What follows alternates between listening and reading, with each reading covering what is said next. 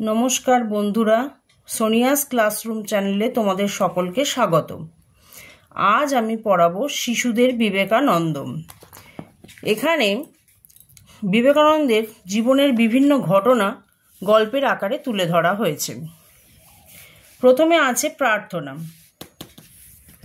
असत् हईते मोड़े सत् पथे नाओ, ज्ञानेर आलोक जेले आधार घुचाओ, मरणेर भय जाक अमर करो, देखा दिए भगवान शंका हरो, करुणा आशीष ढालो रुद्र शिरे, चिरदिन थाको मोर जीवन घिरे, झरिया पड़ुक शांति चराचरमय, चिर शांति परिमले भरुक हृदय। एरपर आछे जुगबाणी स्वामी विवेकानंद। गरीब मूर्ख जने देवता बलिया मेनो, तादेर सेवाई परम धर्म जेनो, बलो दिनरात मा आमाय मानुष करो, दुर्बलताय कापुरुषताय निःशेषे दूर करो, किछुते पेओ ना भय, तोमार भितरे असीम शक्ति, तुमी आनंदमय। एबार आमरा प्रथम गल्पटिते जाब। सप्तर्षि मंडल। ओई जे 7 जन ऋषि बसे आछेन, ओरा भगवानके डाकছেন, ध्यान করছেন। কোথা থেকে সেখানে একটি ছোট ছেলে এলো। কি তার রূপ দেখলে চোখ জুড়িয়ে যায়, কিন্তু দেখবে কে? ঋষিরা সবাই তো চোখ বুজে আছেন। ছেলেটি এগিয়ে গিয়ে দুহাত মেলে একজন ঋষির গলা জড়িয়ে ধরল। কত আদর করে তাকে ডাকতে লাগলো যাতে তার ধ্যান ভাঙে। অনেকক্ষণ ডাকার পর ঋষি চোখ মেলে চাইলেন। ছেলেটিকে দেখে খুব আনন্দ পেলেন। ঋষিকে চাইতে দেখে ছেলেটি বলল, আমি যাচ্ছি, তোমাকেও যেতে হবে। কথাগুলি কি মিষ্টি! ঋষি কি আর না করতে পারেন? ঋষি কিছু বললেন না, কিন্তু তার প্রসন্ন ভাব দেখেই বোঝা গেল যে তিনি যেতে রাজি হয়েছেন। শ্রী রামকৃষ্ণদেব এসব দেখেছিলেন। তিনি বলেছেন, ওই ঋষি আমাদের মতো মানুষ হয়ে জন্মেছিলেন। তিনি স্বামী বিবেকানন্দ। আর সেই ছেলেটি শ্রী রামকৃষ্ণদেব নিজেই। শ্রীরামচন্দ্রের সঙ্গে তার কাজ করার জন্য মহাবীর এসেছিলেন। শ্রীকৃষ্ণ অর্জুনকে সঙ্গে এনেছিলেন। শ্রীরামকৃষ্ণ নিয়ে এলেন বিবেকানন্দকে। কিভাবে চললে আমাদের কল্যাণ হয় তাই শেখাবার জন্য এরা আসেন।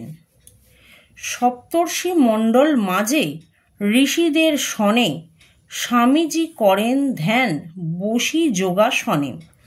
শিশু বেশে রামকৃষ্ণ কহিলেন তাই, যাইতেছি সাথে যেতে হবে যে তোমায়। চলে এবার পরের গল্পটিতে যাই। শিবের বর। কলকাতা খুব বড় শহর। তার একটা পাড়ার নাম সিমলে। 100 বছর আগের কথা।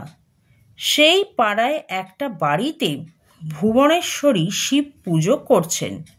শিব ঠাকুরের পুজো করে প্রতিদিন প্রণাম করার সময় বলেন, শিব ঠাকুর কোলে একটি ছেলে দাও।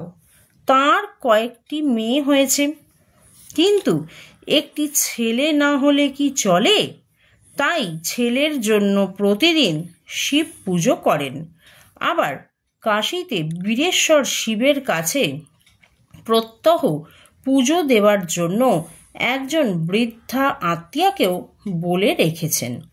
সরল প্রাণে ভক্তি ভরে ভগবানকে যে যা বলে তিনি তা শোনেন। ভুবনেশ্বরীর কথাও শুনলেন। 1863 খ্রিস্টাব্দের 12ই জানুয়ারি খুব সকালে তাঁর একটি ছেলে হলো। সেদিন পৌষ সংক্রান্তি। পাড়ার মেয়েরা গঙ্গা স্নান করতে বেরিয়েছিল। ভুবনেশ্বরীর বাড়িতে শাঁখ বাজছে শুনে সকলে ছেলে দেখতে ছুটে এলো। এই ছেলেটি পরে বিশ্ববিখ্যাত স্বামী বিবেকানন্দ হয়েছিল। তার বাবার নাম বিশ্বনাথ দত্ত। বিশ্বনাথ আইনজীবী ছিলেন, অনেক টাকা রোজগার করতেন, খরচও করতেন দু হাতে। দাস দাসী গাড়ি ঘোড়ায় বাড়ি জমজম করত, দানও করতেন খুব। তাঁর অন্নে বহু লোক প্রতিপালিত হয়েছে। বিশ্বনাথের পিতা দুর্গাচরণ দত্ত বিশ্বনাথের জন্মের পরই বাড়ি ছেড়ে চলে যান। তিনি সন্ন্যাসী হয়েছিলেন, সেই যে চলে গেলেন, তারপর আর বাড়ি ফেরেননি। কলকাতা শহরের সিমলে পাড়ায় ভুবনেশ্বরী বসে শিবের পূজা শেষে প্রতিদিন শিবের সে কয়, তোমার মতন এক ছেলে যেন হয়। ঠিক আছে বন্ধুরা, আজকে আমরা এই পর্যন্ত পড়লাম। তোমরা সকলে ভালো থাকবে, সুস্থ থাকবে। আর আমার ভিডিওটা যদি ভালো লেগে থাকে তাহলে লাইক, কমেন্ট এবং শেয়ার করে দেবে, এবং আমার চ্যানেলকে অবশ্যই সাবস্ক্রাইব করবে। টাটা।